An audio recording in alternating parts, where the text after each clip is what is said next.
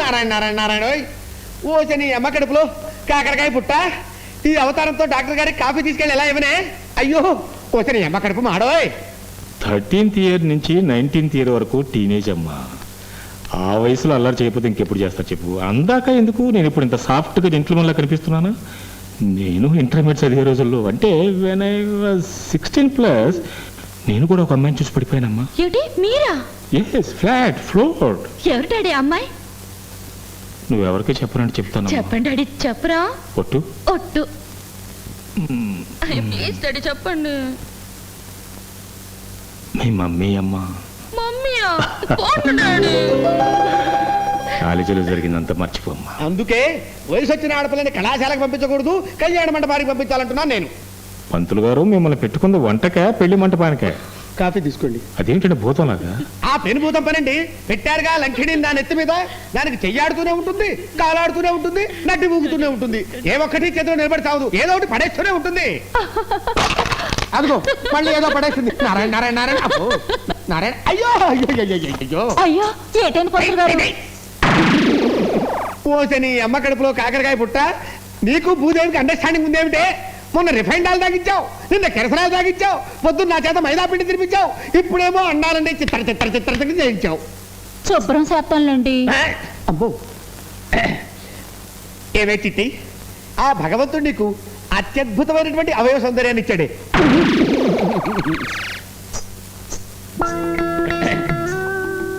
చిట్టి, నేనుండగా నీకు ఎందుకే ఇష్టమా? నాకు ఇలా ఇచ్చేయి, నేను దుడుస్తా. ఆహా, నువ్వు అలా కూర్చొని జర్కిలిస్తూ ఉండు, నేను నిన్ను చూస్తూ ఇలా వర్క్ చేస్తూ ఉంటా. నారాయణ నారాయణ నారాయణ. అబ్బా, 10 సంవత్సరాల క్రితం కనపడపోతుంది కదే. అయ్యో అలా ఊపకే. అట్టగే పంతులు గారు, నేను ఊపకుండా చూస్తా ఉంటాను, మీరు ఆపకుండా శుభ్రం చేయండి. ఓ ఓ నువ్వే నా కొత్తగా వచ్చిన నర్సు? అవునండి. పెద్ద రికమెండేషన్. చూడమ్మా, ఇలా తలుపుల దగ్గర గోడల దగ్గర నిలబడకూడదు. డాక్టర్ వెనకాల వచ్చి డాక్టర్ ఏది చెప్తే అది చేయాలి. అలాగేనండి. Follow me. వీడికి ఒక పోజు. పెద్ద మహారాజా లవక్ దాస్. డాక్టర్ వంగు. నిన్ను కాదమ్మా. అలాగేనండి. ఓ పడుకో. నిన్ను కాదమ్మా. మీరే కదండి ఏం చెప్తే వచ్చేయమన్నారు. ముందు రిజైన్ చేయి. ఆపు ఆపు, జనం అపార్థం చేసుకుంటారు. పెద్ద రికమెండేషన్, నా ఉద్యోగం పోతుంది. ఇదిగోనమ్మా, నీ ఇష్టం వచ్చినప్పుడు వంగు, ఇష్టం వచ్చినప్పుడు పడుకో. ఇదా నీ ఇష్టం? సంతోషం. నా పరిస్థితి ఏమిటో తెలిసేదాకా ఈ హాస్పిటల్లో పచ్చి మంచినీళ్ళు కూడా తాగను. మిస్టర్ నూతన్ ప్రసాద్, మీ పరిస్థితి ముందే చెప్పాను కదా, మీరు త్వరలో రికవర్ అవుతారు. ఎప్పుడు? గట్టిగా ఎప్పుడో చెప్పడానికి నేను దేవుణ్ణి కాదుగా. తెలిసే మీరు చెప్పట్లేదు. తెలిస్తే ఎందుకు చెప్పండి. Why not? మీ గవర్నమెంట్ డాక్టర్ల సంగతి నాకు తెలుసు సార్. చేతుల్ని తడపందే మీ చేతులు పనిచేయవు. మిస్టర్ నూతన్ ప్రసాద్, ఇది సినిమా కాదు, జీవితం. కాబట్టే చెప్తున్నాను, నేను ఈ నరకూపంలో ఉండలేను. నన్ను వెంటనే డిశ్చార్జ్ చేయండి. I can't discharge you now. ఎందుకు చేయలేరు? We have some kind of medical compulsions. No, నేను గ్లామరు డబ్బు ఉన్న మనిషిని.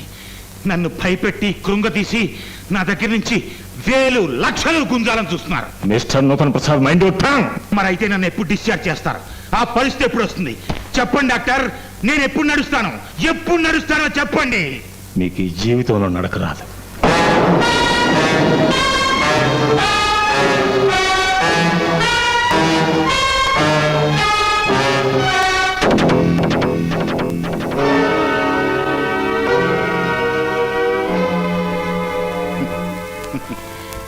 Doctor, I am an actor. మిమ్మల్ని రెచ్చగొట్టి నేను నడవలేనన్న నిజం మీ చేతే చెప్పించాను చూసారా. సినిమా యాక్టర్లందరూ ఇష్టంగా ఆనందంగా చూస్తారు సార్. కానీ మీ వార్డు బాయ్లు నర్సులు నన్ను సానుభూతితో చూస్తున్నారు. అప్పుడే అర్థమైంది సార్ నా చాలా కండెమ్ముడు కేసు అని. I'm sorry. I'm very sorry. మహిళలపై అరాచకాలు, నాగరాజుని కోశి నాగరాజుని, మహిళలపై అరాచకాలు, మంత్రి కొడుకు నాగరాజుని కోశి నాగరాజు. డాడీ వాళ్ళ ఇంటి మీదకి వచ్చేస్తున్నారు, పోలీసులు ఫైరింగ్ చేయమని చెప్పు. సిగ్గుండాలరా, ఊళ్ళో ఎన్ని ప్రాతల కంపెనీలుంటే ఆ కాలేజీ పిల్ల దొరికిందిరా నీకు? నెల తెప్పానని ఇప్పుడు ఆ పిల్ల ప్రాణం తీసుకుంది.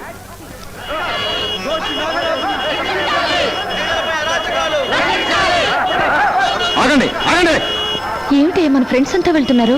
ఏం జరిగింది? శ్యామల ఆత్మహత్య చేసుకున్నట్టుంది. ఏది ఆ ఫస్ట్ బి అమ్మాయ? రోషిని వెళ్ళడానికి వీల్లేదు, రైట్కి వెళ్ళండి. ఈ శవయాత్ర మంత్రి గారింటి ముందుకు వెళ్లి తీరుతుంది. ఆ మంత్రి ఇంటి ముందు నా చెల్లెల శవాన్ని దహనం చేయాలి. వెళ్ళడానికి వీల్లేదని చెప్పడం వల్ల మేము ఇటే వెళ్లి తీరుతామని చెప్తాం. లాఠీ చార్జ్ చేయాల్సి వస్తుంది. కొట్టండి రా, కొట్టండి.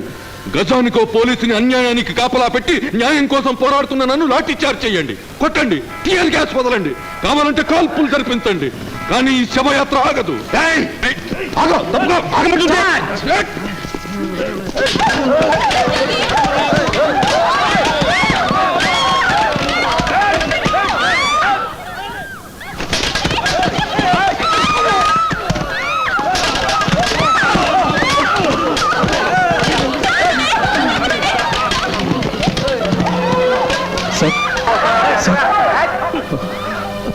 Don't worry sir, don't worry. మీ కండగా మేము నిలబడతాం, బాధపడకండి.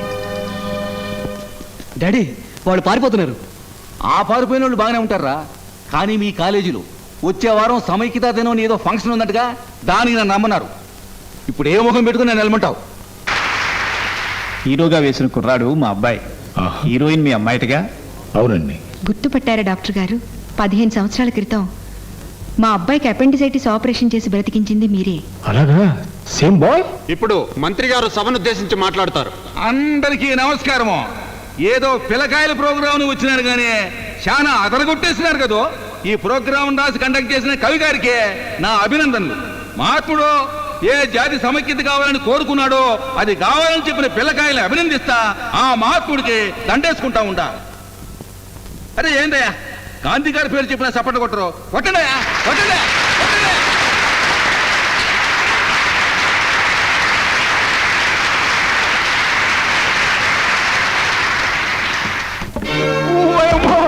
నన్ను అడిగింది, నన్ను అడిగింది, నా కాలు, నా చెయ్యి. మహాత్ముడిని అందుకోవడం అందరి తరం కాదులేండి. నా కాలు. ఫ్రాక్చర్ అయింది అనుకుంటానండి, వెంటనే హాస్పిటల్ తీసుకెళ్ళడం మంచిది. డాక్టర్ గారు, నేను పేదోళ్ళ మంత్రిని, నన్ను పేదోళ్ళ ఆసుపత్రిలో చేర్చండి.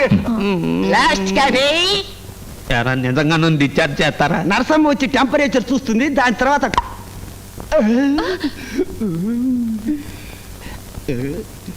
డోర్ తెరవండి, పెడతాను. తెరవండి. ఏయ్, రాత్రి సినిమాకి రమ్మంటే రాలేదే? మీ మరదలు చిట్టి ఉండగా నాతో నీకేం పని చెప్పు. డాక్టర్, ఎందుకు పిలిచావమ్మా? ఈయన టెంపరేచర్ 110 అండి. 110? అయ్యో బాబోయ్, అయ్యో అయ్యో అయ్యో.